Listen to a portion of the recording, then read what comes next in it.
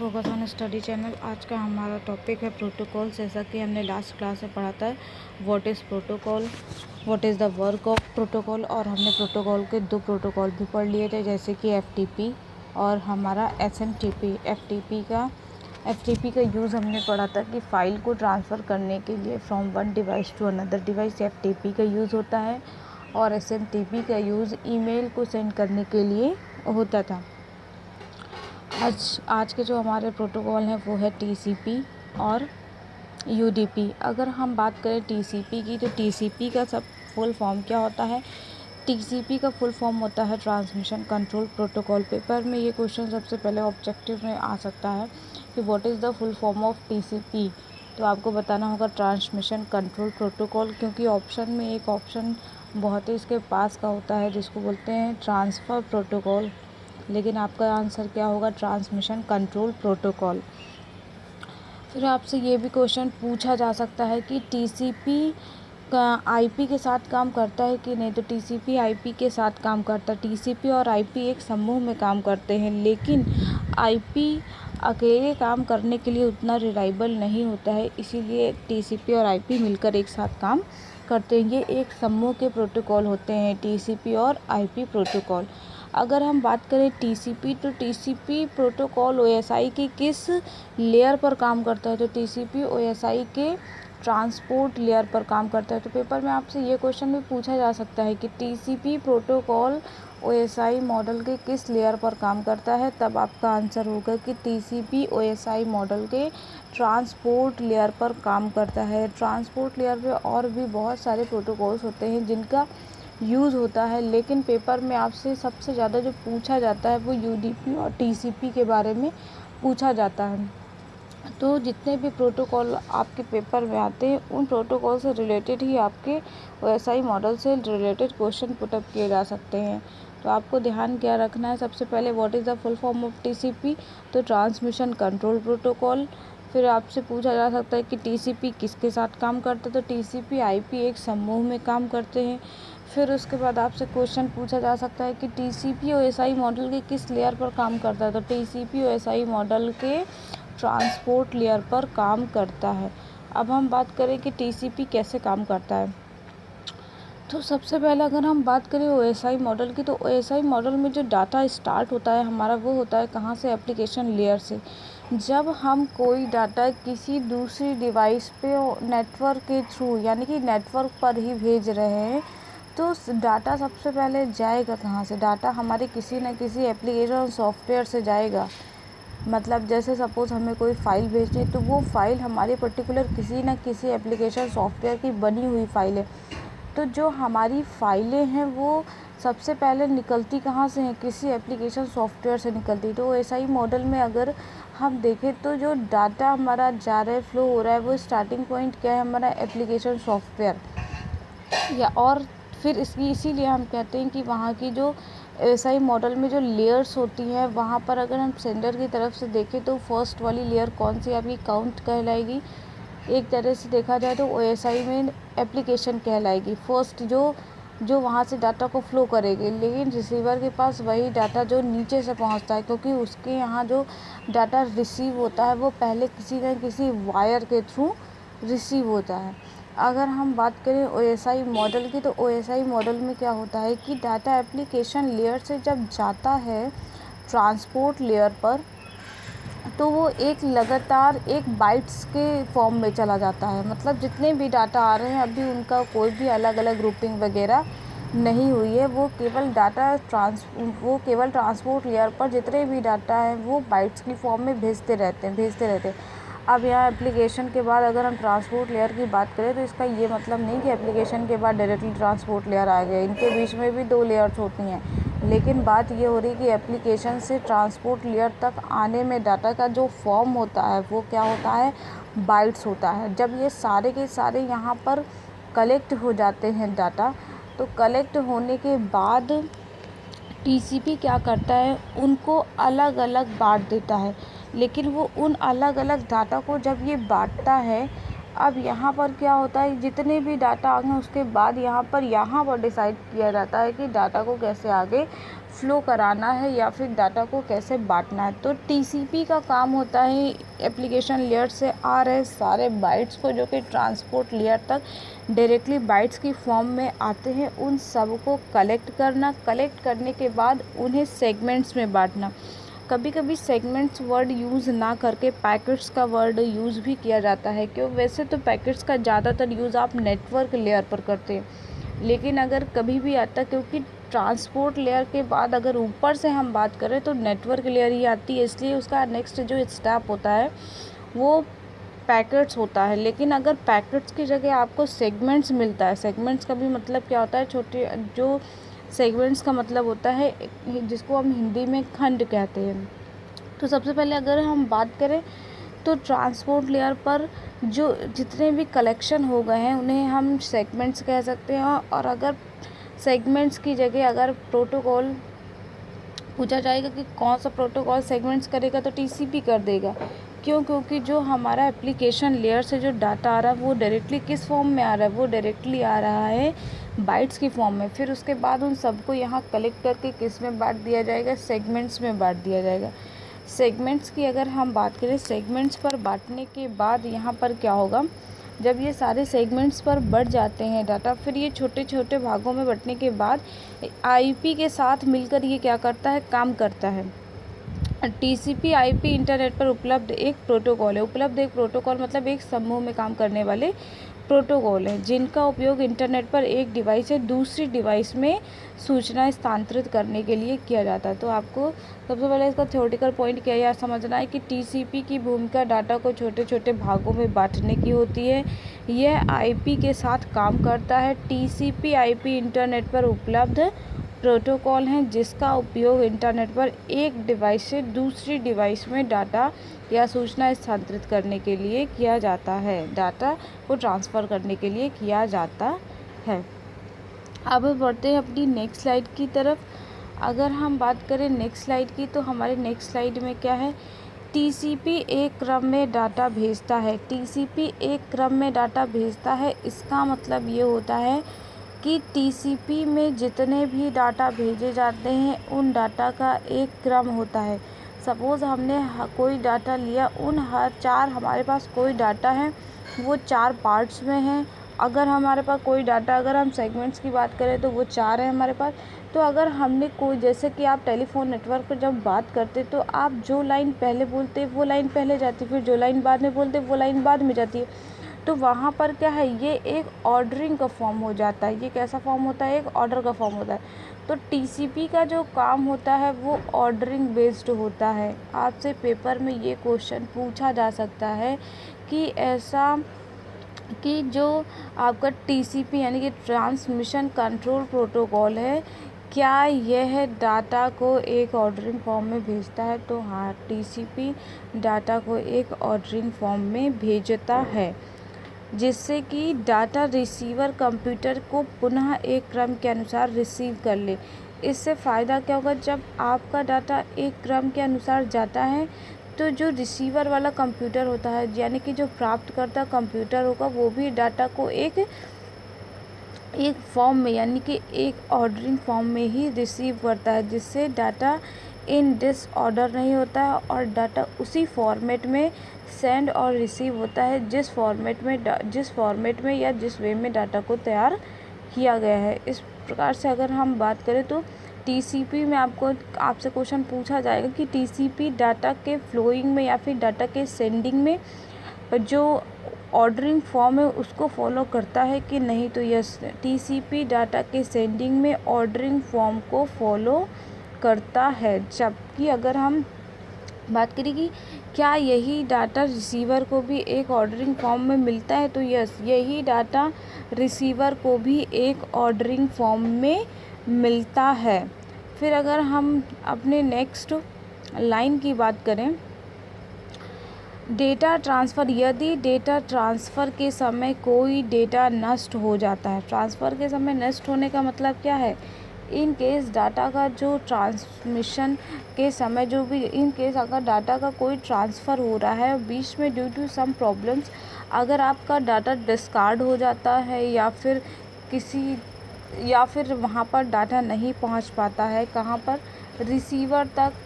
Receiver तक तो TCP में ये क्षमता होती है कि वो डाटा को दोबारा भेज दे। अब दोबारा वो भेजता कैसे? यदि डाटा ट्रांसफ़र के समय कोई डाटा नष्ट हो जाता है तो टीसीपी उसे पुनर्जनन के लिए अनुरोध भेजकर डाटा को पुनः प्राप्त कर सकता है। पुनर्जनन का मतलब क्या होता है कि इन केस अगर डाटा आपका फ्लो हो रहा है और वो किसी रीज़न से नहीं जा पाता है,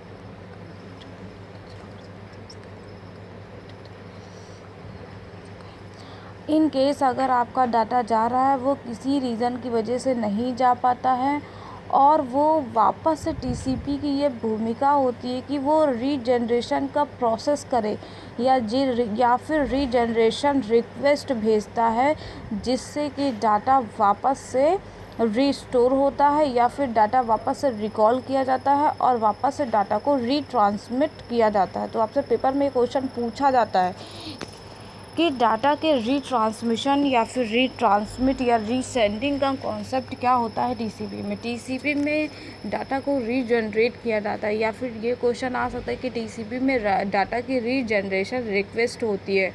तो आपसे डायरेक्टली यही क्वेश्चन पूछा जा सकता है कि what is the process of regeneration in TCP on the transport layer. तो आपको ध्यान रखना है कि टीसीपी जब कोई डाटा भेज रहा है, यानी कि टीसीपी आईपी एक साथ मिलकर डाटा को भेज रहे हैं, लेकिन अगर ट्रांसपोर्ट लेयर पर वही डाटा एनी रीज़न अगर डिस्कार्ड हो जाता है या फिर सेंड नहीं होता है ड्यू टू सम रीज़न, तब वहाँ पर जितने भी डाटा हैं उन सबको वापस से रीजनरेशन की प्रोसेस के थ्रू रिकॉल कराया जाएगा, जिससे कि वो वापस से रीसेंड किए जा सकें।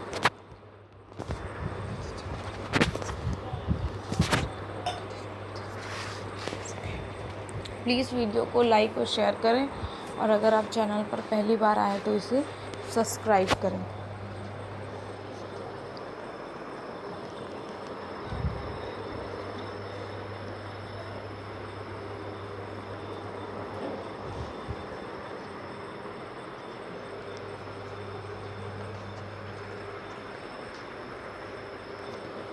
अगर हम बात करें टीसीपी की, तो टीसीपी का सबसे पहले तो अगर हम बात करें टीसीपी, तो टीसीपी और यूडीपी दोनों ही एक ही काम करते हैं, लेकिन टीसीपी और यूडीपी के काम में बहुत सारे फ़र्क होते हैं। यही वजह है कि कुछ जगह पर ये टीसीपी का काम किया जाता है, कुछ जगह पर यूडीपी है, लेकिन ज़्यादातर जो काम किया जाता है वो टीसीपी का यूज़ किया जाता है।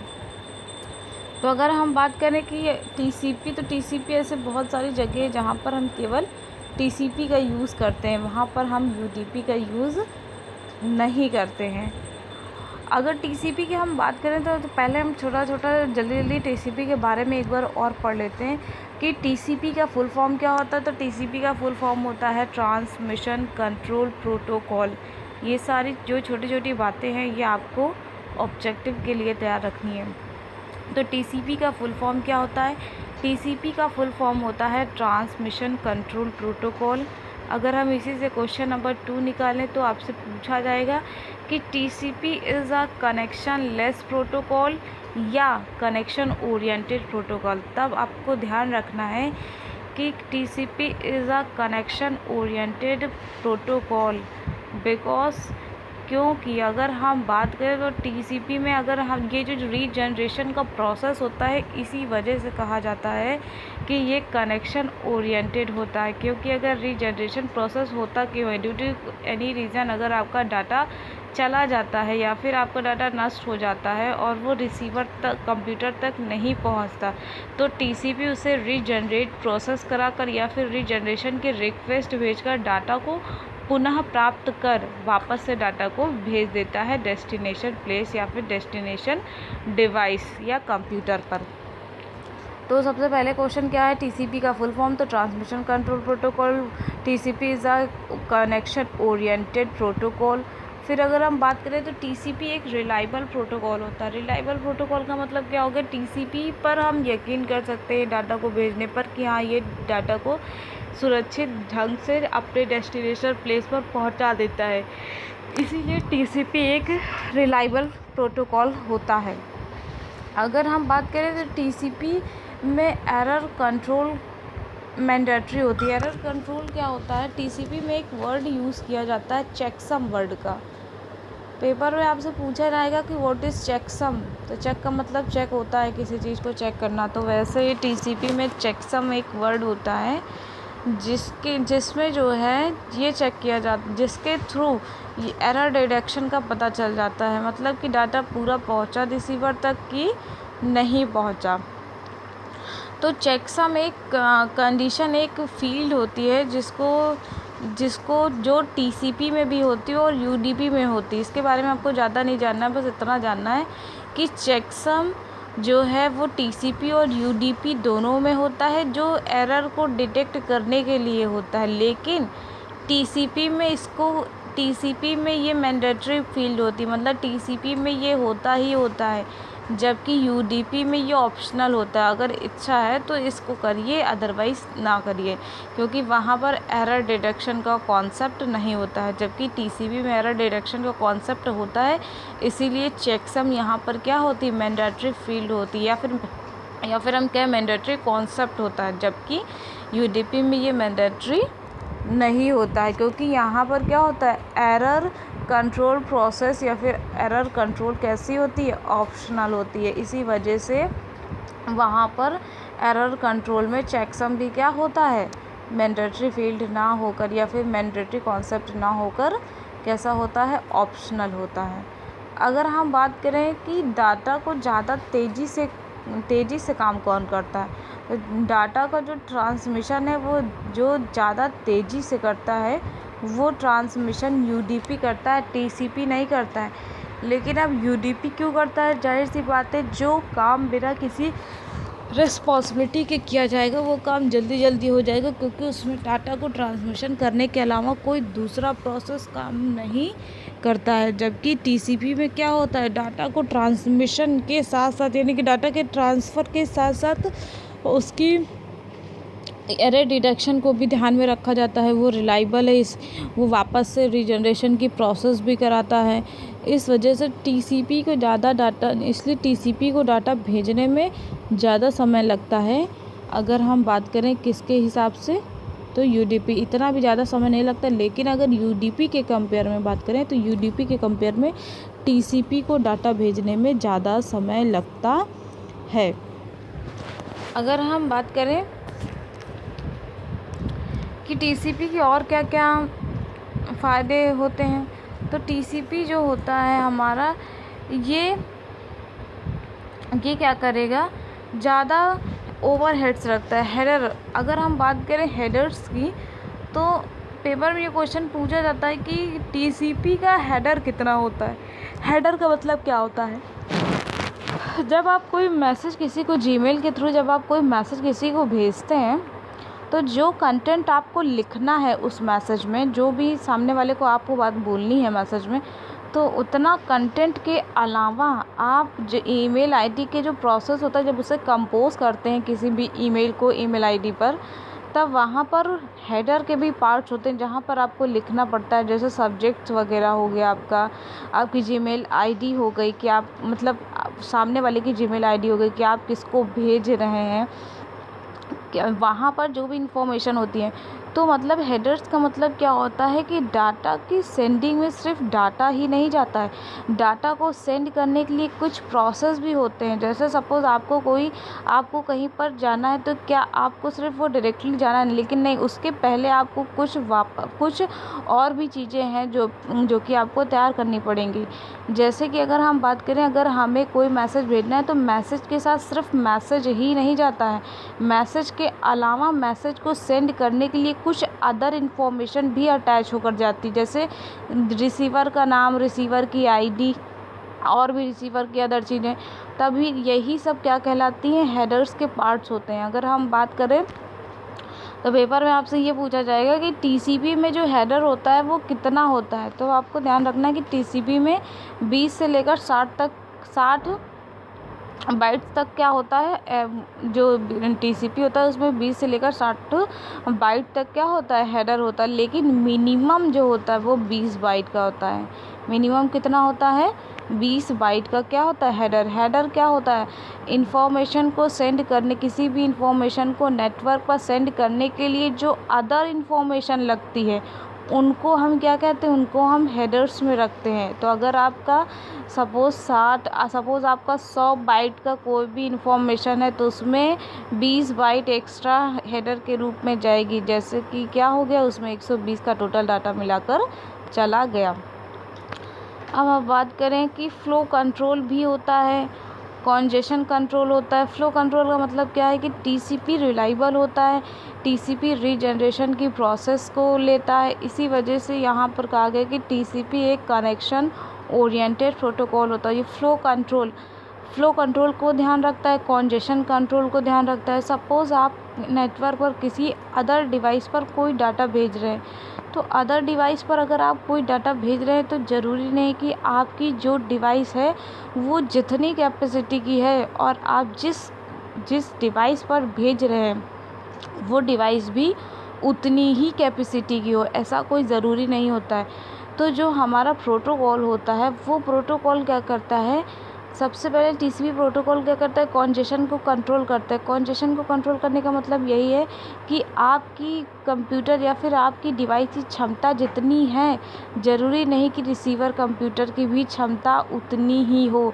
तो ये रिसीवर कंप्यूटर की क्षमता को ध्यान में रखकर मैसेज या की जो बाइट्स होती हैं उनको भी ये मेंटेन करता है। सपोज़ आपका कंप्यूटर जो है 1000 बाइट्स भेजने की क्षमता रखता है, लेकिन सामने वाला 1000 बाइट्स को एक्सेप्ट करने की क्षमता नहीं करता, तो टीसीपी रिसीवर के अकॉर्डिंग उसको क्या करेगी, वापस से मेंटेन करेगी कि वो कैसे उस डाटा को या कैसे उस सेगमेंट्स को बनाए जिससे कि डाटा क्या हो, डायरेक्टली वो रिसीवर पा सके। ऐसा नहीं कि हमने यहाँ पर सारा प्रोसेस करना शुरू कर दिए, बाद में पता चला कि यहाँ पर प्रॉब्लम ये आ रही है कि जो रिसीवर कंप्यूटर है वो डाटा को प्राप्त नहीं कर सकता है। क्यों? क्योंकि उसके पास उतनी कैपेसिटी नहीं है। अगर हम बात करें तो टीसीपी में और भी ऐसी बहुत सारी अदर क्वालिटीज़ होती हैं जिनकी वजह से टीसीपी वगैरह यूज़ किया जाता है। तो पेपर में आपको बहुत ज़्यादा टीसीपी के बारे में ही पूछा जाता है। टीसीपी में कनेक्शन को इस्टेब्लिश करना पड़ता है। टीसीपी में अब बात होती है कि पेपर में क्वेश्चन पूछा जाएगा, टीसीपी की जो टाइमिंग होती है डाटा ट्रांसमिट जब टीसीपी के थ्रू होता है, वहाँ पर क्वेश्चन यही आ सकता है कि टीसीपी जब डाटा को ट्रांसमिट करता है और यूडीपी जब डाटा को ट्रांसमिट करता है, इन दोनों में जो ट्रांसमिट करने का टाइम है वो यूडीपी कम लेता है टीसीपी के हिसाब से। ऐसा क्यों होता है, आपको रीज़न देना पड़ेगा वाई। तो यहाँ पर आपको ध्यान क्या रखना है कि TCP is a connection oriented protocol, और ये कम्युनिकेशन करने वाली डिवाइस से पहले क्या करता है, कनेक्शन बनाता है तभी तो इसे पता चलता है कि सामने वाली जो डिवाइस है उसकी कैपेसिटी कितनी। अगर मान लो हम डायरेक्टली भेजना ही स्टार्ट कर दें तो वहाँ पर लास्ट में पता चलेगा कि जो काम आपने किया है वो काम किसी काम का नहीं है। तो यहाँ पर क्या है, जो भी एक्सेप्टेंस वाला कंप्यूटर यानी कि जो रिसीवर कंप्यूटर, पहले आप उसकी भी क्षमता जान लीजिए कि उसकी क्षमता क्या। ऐसा ना हो कि आपने पूरा प्रोसेस कर दिया, सपोज़ आपको यहाँ पर किसी शॉप में जाना है और आप पूरा यहाँ घर से अपने निकल गए, शॉप पहुँच गए, शॉप पर पहुँचने के बाद आपको पता चला कि शॉप आज बंद है, तो आपका पूरा काम किया हुआ क्या हो जाएगा, ख़राब हो जाएगा। इससे बेहतर है कि आप पहले पता कर लें कि शॉप खुली है कि नहीं। तो वैसे ही टीसीपी भी क्या करता है, टीसीपी पहले पूरा रिसीवर कंप्यूटर तक कनेक्शन बनाता है, उसको पूरा समझता है कि हाँ वो कंप्यूटर की क्षमता क्या है, हमें डाटा जो सेगमेंट से भेजना है उन डाटा सेगमेंट्स से भेजने का फॉर्मेट कैसे हमें डिज़ाइन करना है, कितना हमें बाइट्स वगैरह भेजनी है, क्या करना है, सेगमेंट्स कैसे तैयार करना है। तो अगर पेपर में यही क्वेश्चन आपसे पुटअप किया जाएगा कि दोनों में से जो टाइम है वो टीसीपी को ज़्यादा लगता है यूडीपी के हिसाब से, ऐसा क्यों? तो टीसीपी एक कनेक्शन ओरिएंटेड प्रोटोकॉल है, और जब कोई प्रोटोकॉल कनेक्शन ओरिएंटेड होता है तब वहाँ पर हमें ध्यान रखना है कि कनेक्शन ओरिएंटेड का मतलब क्या है कि वो रिसीवर कंप्यूटर तक पहले ही क्या बना लेता है, कनेक्शन बना लेता है। और जाहिर सी बात है कि अगर हम पहले से किसी चीज़ के बारे में जानेंगे और पहले उसको जानने के बाद ही उससे कोई कम्युनिकेशन करेंगे तो इसमें टाइम क्या लगेगा, ज़्यादा लगता है। जबकि यूडीपी का तो डायरेक्टली भेजना स्टार्ट कर देते, तो वहाँ पर कनेक्शन का जो कॉन्सेप्ट होता है वो नहीं होता, इसी वजह से उसका वहाँ पर टाइम बचता है। फिर कनेक्शन के बाद उस कनेक्शन को इस्टेब्लिश करता है। कनेक्शन तो एक बार बन गया, लेकिन अब डाटा के संचार के लिए वो डायरेक्टली पूरे टाइम बना रहेगा। तो डाटा के अगर हम कनेक्शन की बात करें तो डाटा का जो कनेक्शन है वो पूरे के पूरे टाइम बना रहेगा। इसी वजह से डाटा को हम क्या कहते हैं कि डाटा का जो कनेक्शन है वो पूरे के पूरे टाइम बना है। तो सबसे पहले क्या है कि डाटा में सबसे पहले टीसीपी क्या करता है, कनेक्शन बनाता है। कनेक्शन बनाने के बाद उसको क्या करता है, इस्टेब्लिश करके रखता है। इस्टेब्लिश करके मतलब क्या है कि जब तक डाटा का पूरा ट्रांसमिशन ना हो जाए, डाटा में जो इस्टेब्लिशमेंट है वो पूरा का पूरा बना रहे। और डाटा इस्टेब्लिश इसके बाद जो टर्मिनेशन का पॉइंट होता है, अगर हम बात करें टर्मिनेशन के, तो टीसीपी टर्मिनेशन का भी कॉन्सेप्ट रखता है कि मतलब अगर डाटा पूरा चला गया तो वहाँ पर भी टीसीपी के थ्रू क्या हो जाए, चीज़ें पूरी पता चल जाए कि हाँ यहाँ पर डाटा पूरा चला गया है।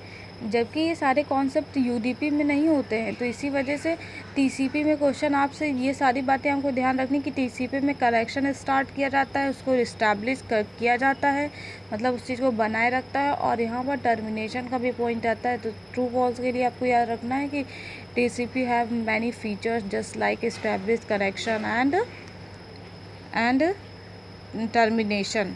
ठीक है। फिर ये तो पता ही है कि यूडीपी एक टीसीपी एक क्या होता है, रिलायबल होता है, स्पीड उसकी कम होती है लेकिन, और इसके हेडर का साइज़ है जो कि ऑप्शनल में पूछा जाता है कि कितना होता है। तो आपको 20 से लेकर 60 तक दिया रहेगा, लेकिन जो मिनिमम साइज़ होता है वो 20 होता है।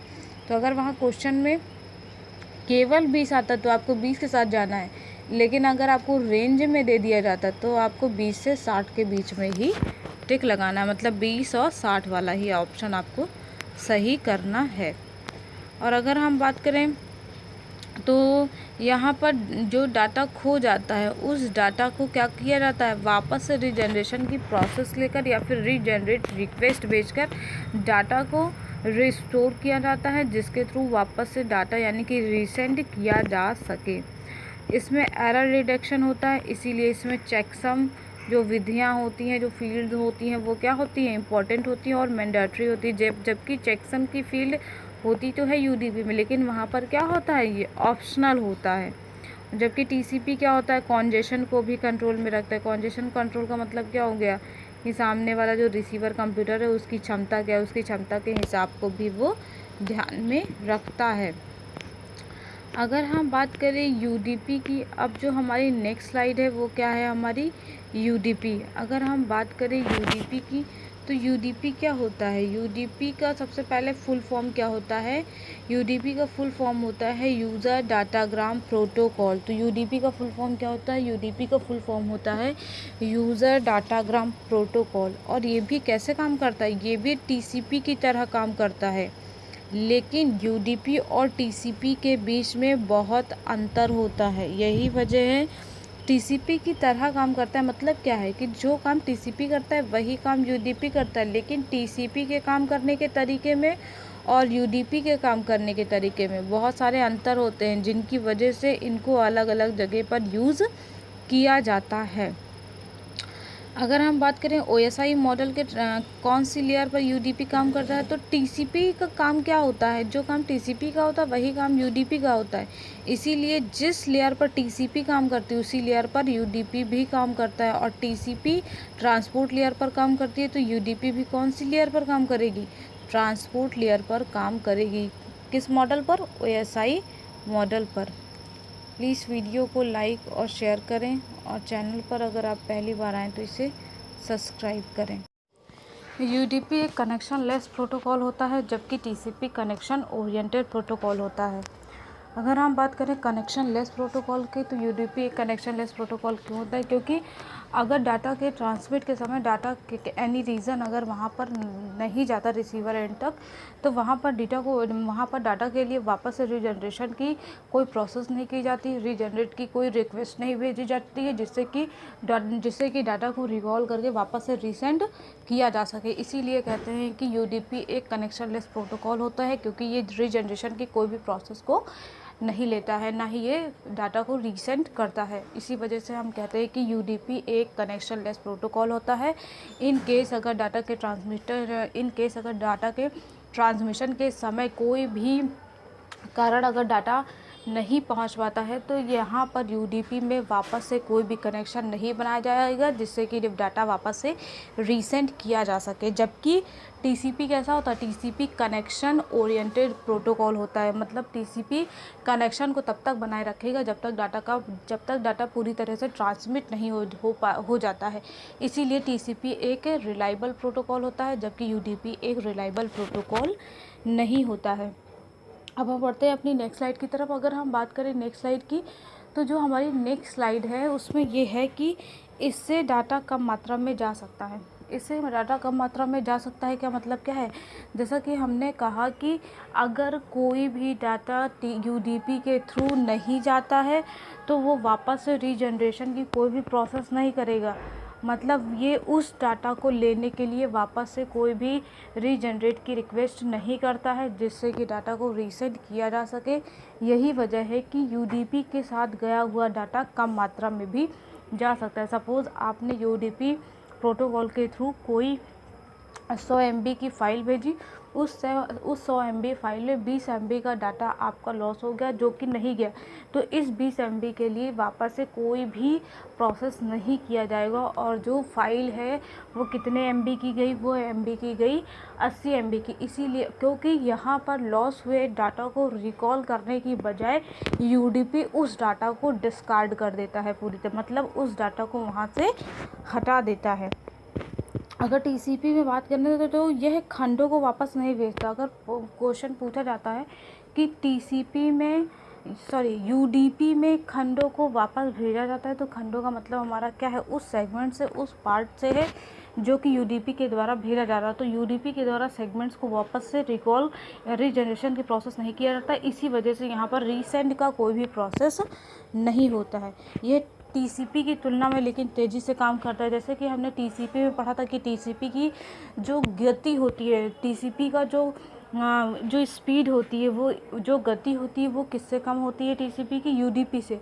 इसका मतलब है यूडीपी ज़्यादा तेज़ी से काम करता है किसके कंपेयर में, तो टीसीपी के कंपेयर में। लेकिन ऐसा क्यों होता है? क्योंकि जाहिर सी बात है, जो प्रोटोकॉल कनेक्ट नहीं होगा, इस्टेब्लिश नहीं होगा, टर्मिनेशन का कोई पॉइंट नहीं रखेगा, तो फिर वहाँ पर टाइम भी कम लगेगा डाटा को ट्रांसमिट करने के लिए। और ये एक रिलायबल प्रोटोकॉल नहीं है, ये डायरेक्टली डाटा को भेजना स्टार्ट कर देता है। मतलब डाटा जहाँ से जा रहा है वहाँ और रिसीवर के बीच में कोई भी कनेक्शन नहीं बनाया जाता है, ना कनेक्शन बनाया जाता है, ना कोई इस्टेब्लिशमेंट किया जाता है, ना ही वहाँ पर टर्मिनेशन का कोई पॉइंट होता है। वो डायरेक्टली डाटा को रिसीव कर भेजना स्टार्ट कर देता है। इसीलिए कहते हैं कि यूडीपी डाटा को डायरेक्टली भेजता है और यूडीपी के द्वारा डाटा को भेजने में टीसीपी से कम समय लगता है। और पेपर में आपसे पूछा जाएगा ऑप्शनल में कि टीसीपी के द्वारा डाटा डिस्कार्ड किया जाता है कि यूडीपी के द्वारा किया जाता है। यूडीपी में डाटा को पूरी तरह से डिस्कार्ड कर दिया जाता है, जबकि टीसीपी में डाटा को डिस्कार्ड ना करके डाटा को वापस से रिकॉल या रीजनरेशन की प्रोसेस करके उसको वापस से ले लिया जाता है। ध्यान रखिए, यूडीपी में डाटा को डिस्कार्ड किया जाता है, ना कि टीसीपी में डाटा को डिस्कार्ड किया जाता है। यूडीपी में अगर इतनी ही प्रॉब्लम है तो यूडीपी प्रोटोकॉल यूज़ क्यों किया जाता है? हर एक प्रोटोकॉल के अपने कुछ लाभ होते हैं, अपनी कुछ हानियाँ होती हैं। यूडीपी के कुछ लाभ भी होते हैं जिनकी वजह से यूडीपी प्रोटोकॉल का यूज़ किया जाता है। अगर हम बात करें यूडीपी के लाभ क्या होते हैं, पेपर में अगर यूडीपी के बारे में 5 नंबर का क्वेश्चन आता है तो आप उसमें यूडीपी के डेफिनेशन लिख सकते हैं, यूडीपी के लाभ और हानियाँ लिख सकते हैं। अगर हम बात करें यूडीपी इतना अनसिक्योर होने के बावजूद भी क्यों यूज़ होता है, तो हम देखते हैं यूडीपी के कुछ लाभ। जैसा कि सबसे पहले तो यही एक लाभ है कि यह टीसीपी से ज़्यादा तेज़ी से काम करता है। मतलब टीसीपी की जो स्पीड होती है वो कम होती है, जबकि यूडीपी की स्पीड क्या होती है, ज़्यादा होती है। टीसीपी की स्पीड कम होती है और यूडीपी की स्पीड ज़्यादा होती है। और अगर हम बात करें कि जो टीसीपी और यूडीपी के हेडर में क्या फ़र्क होता है, तो टीसीपी और यूडीपी के जो हेडर्स होते हैं उनमें भी फ़र्क होता है।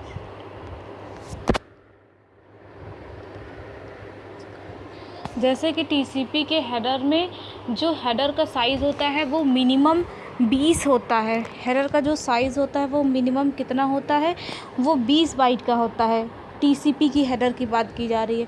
टीसीपी के जो हेडर का साइज़ है वो मिनिमम 20 बाइट का होता है, जबकि यूडीपी का जो हेडर का साइज़ होता है वो कितना होता है, 8 बाइट का होता है। अगर हम टीसीपी के हेडर की बात करें तो 20 से लेकर 60, लेकिन मिनिमम कितना होता है 20, और जबकि यूडीपी में सिर्फ कितना होता है, 8 बाइट का होता है, जिसकी वजह से कुल पैकेट का या फिर कुल डाटा का जो कुल डाटा का बाइट्स है वो क्या होता है, यूडीपी में कम होता है। मतलब जो भी डाटा भेजना है उसमें हेडर का जो साइज़ होता है वो कम होता है, इसलिए ओवरऑल डाटा का भी साइज़ क्या हो जाता है, कम हो जाता है, जिसकी वजह से वो डाटा को जब ट्रांसमिट करता है तो डाटा बहुत ही तेज़ी से ट्रांसमिट हो जाता है। जाहिर सी बात है कि अगर ज़्यादा डाटा ट्रांसमिट होगा तो वहाँ पर उसको टाइम भी ज़्यादा लगेगा, और यूडीपी का हेडर भी कम होता है, इसी वजह से वहाँ पर ओवरऑल जो डाटा का स्ट्रक्चर बनता है साइज़ में वो क्या होता है, टीसीपी से कम होता है, जिससे कि इसकी गति क्या होती है, तेज़ होती है।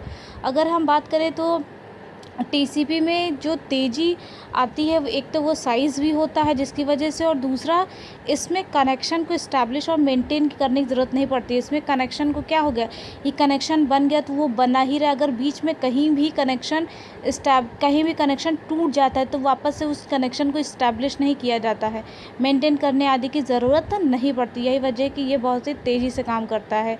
और क्या होता है, इसमें क्या होता है कि जो भी डाटा ट्रांसमिट करना है, अगर वो आपको लगता है कि वो डाटा बहुत तेज़ी से जाना चाहिए और उसमें इतनी जो है सिक्योरिटी की ज़रूरत नहीं है, तब आप उस डाटा को यूडीपी के थ्रू भेज सकते हैं ताकि वो डाटा तेज़ी से पहुंच जाए।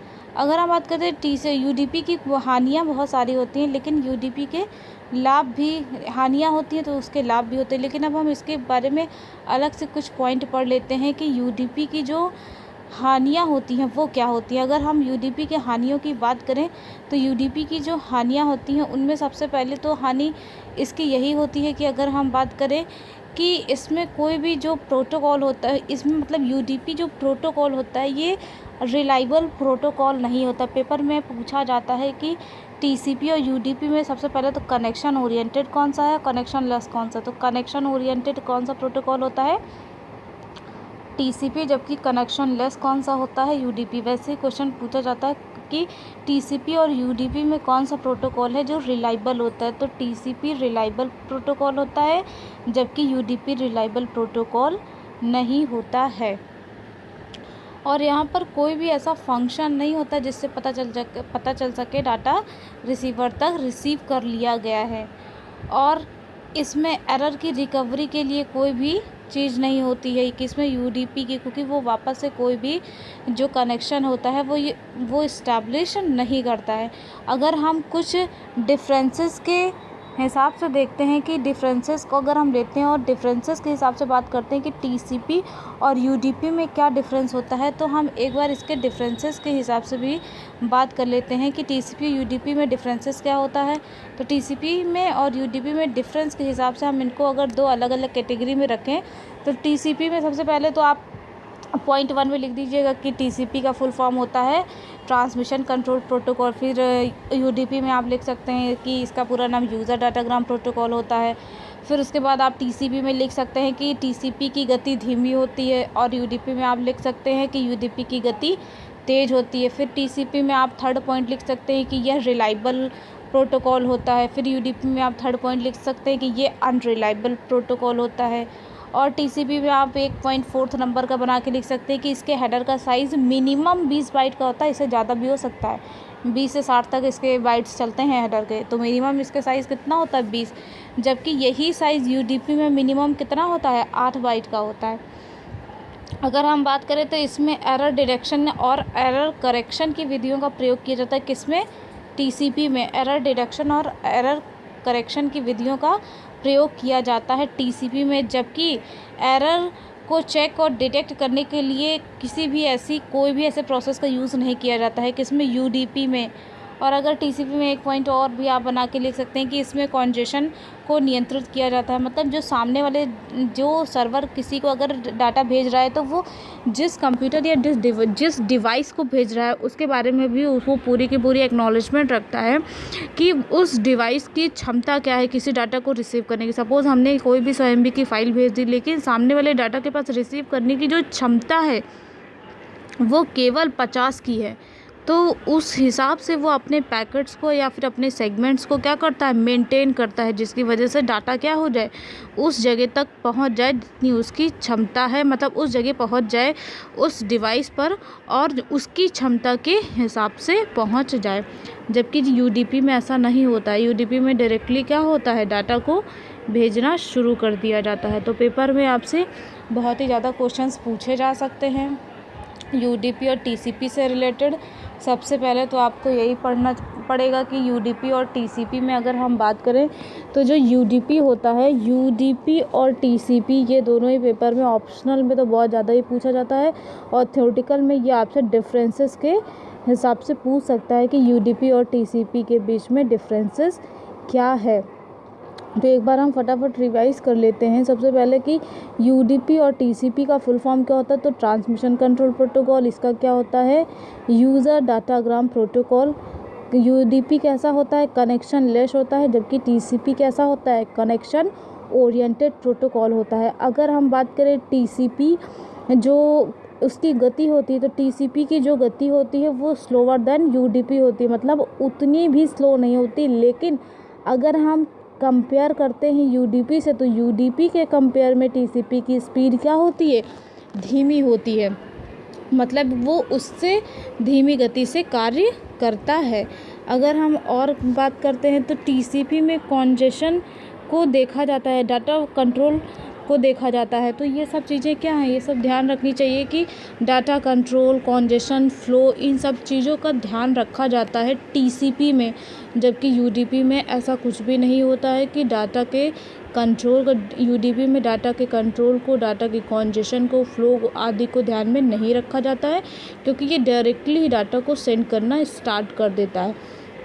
पेपर में आपसे ये भी पूछा जाता है कि जो टीसीपी होता है, एफटीपी हो गया, एचटीटीपी। एफटीपी का फुल फॉर्म क्या होता है, एचटीटीपी का फुल फॉर्म क्या होता है, हाइपर टेक्स्ट ट्रांसफर प्रोटोकॉल। अगर हम बात करें तो जो एचटीटीपी होता है, पूछा जाता है कि एचटीटीपी टीसीपी के साथ काम करता है, मतलब टीसीपी कहाँ पर किसके साथ, तो एफटीपी जो होता है वो टीसीपी के साथ काम करता है। मतलब और यूडीपी कहाँ यूज़ होता है, तो डीएनएस यानी डोमेन नेम सिस्टम में यूडीपी का यूज़ होता है। और भी बहुत सारे ऐसे हैं जहाँ पर ये यूज़ होता है, लेकिन डीएनएस आपको खास करके ध्यान रखना है। और एचटीटीपी कहाँ पर, तो टीसीपी में एचटीटीपी यूज़ होता है, एफटीपी में यानी कि फाइल ट्रांसफ़र प्रोटोकॉल में इनका यूज़ होता है।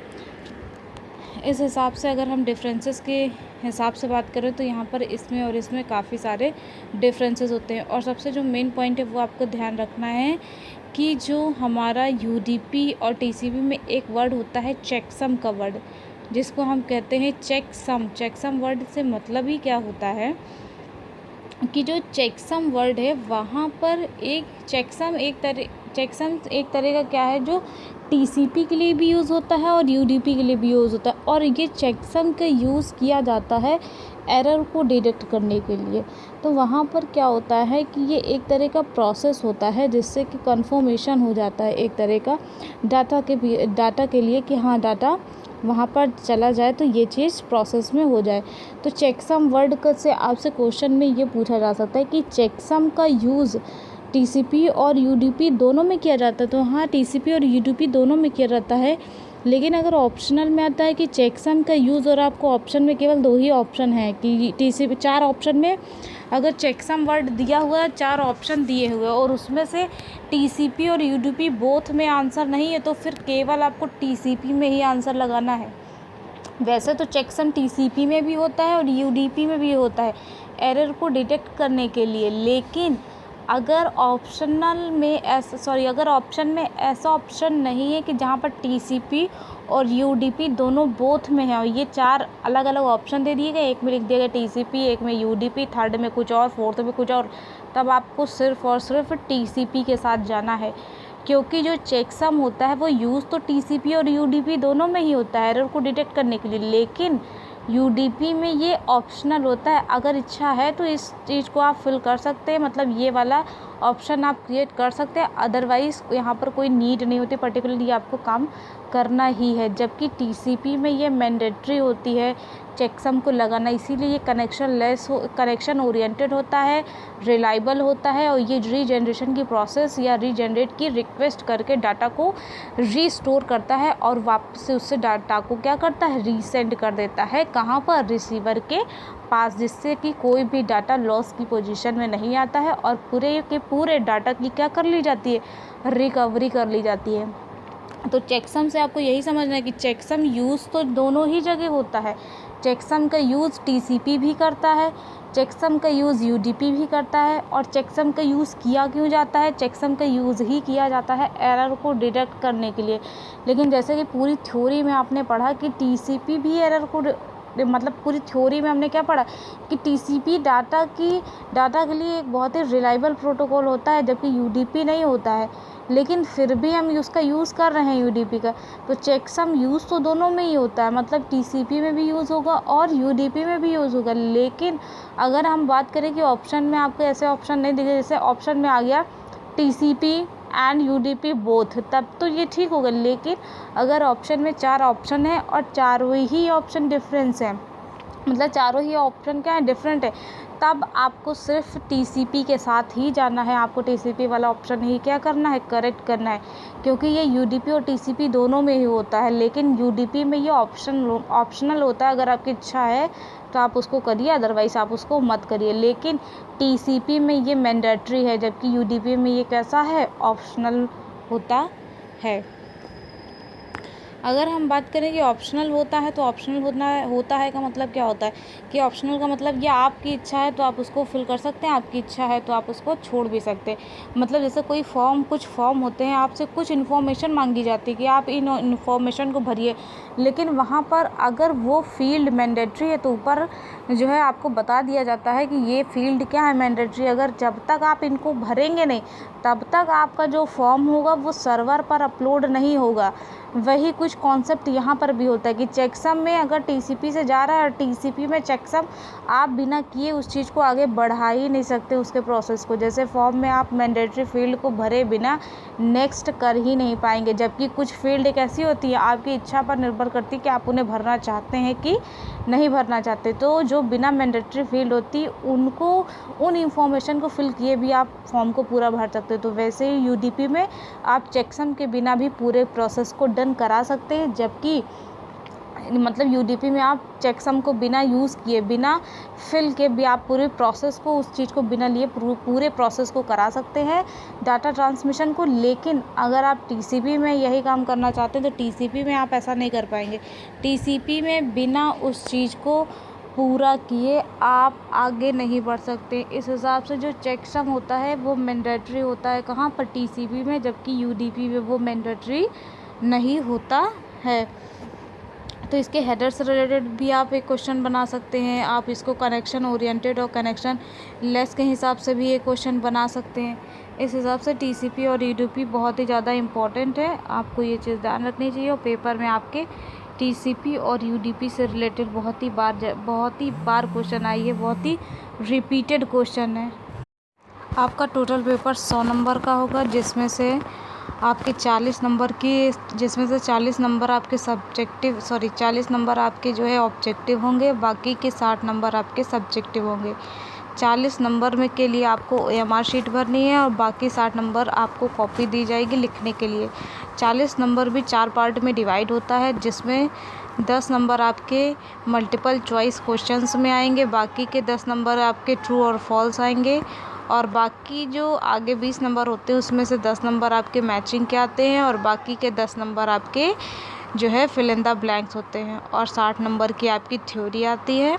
और जो 40 नंबर आपके ऑब्जेक्टिव क्वेश्चंस उसमें से कम 20 नंबर आने ही चाहिए, तभी आपकी थ्योरी की कॉपी चेक होती है, अदरवाइज़ नहीं। तो आज का हमारा इतना ही टॉपिक था। प्लीज़ वीडियो को लाइक और शेयर करें, और चैनल पर अगर आप पहली बार आए हैं तो इसे सब्सक्राइब करें। Thanks for watching.